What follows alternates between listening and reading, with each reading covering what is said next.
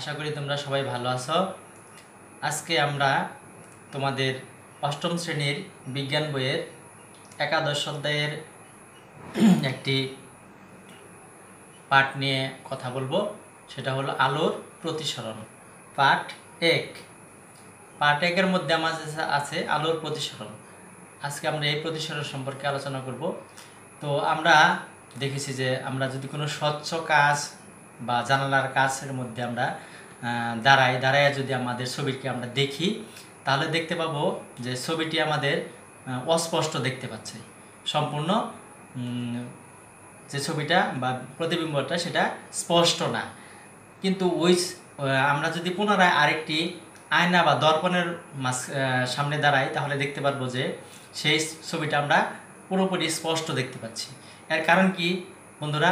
এর কারণ হলো যে স্বচ্ছ কাচের মাধ্যমে আলো সবসময় কাচ ভেদ করে অপর দিকে চলে যেতে পারে, কিন্তু যেটা আমাদের দর্পণ বা আয়না, সেই কাচ ভেদ করে আলো প্রতিফলিত হতে পারে না।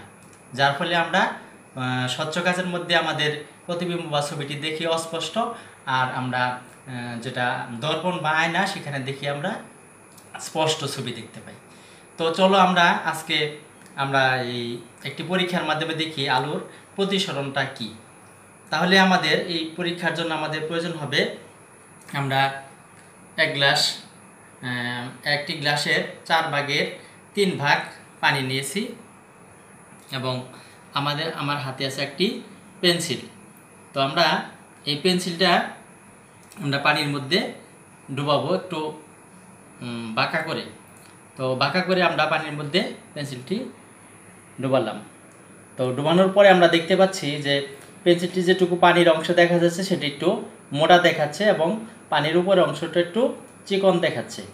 আর আরেকটা বিষয় হলো, যখন পানি থেকে বাতাস থেকে মানে গ্লাসের খালি অংশ থেকে বা পানির মধ্যে প্রবেশ করছে পেন্সিলটি, ঠিক ওই জায়গায় দেখা যাচ্ছে মনে হয় ভেঙে গেছে।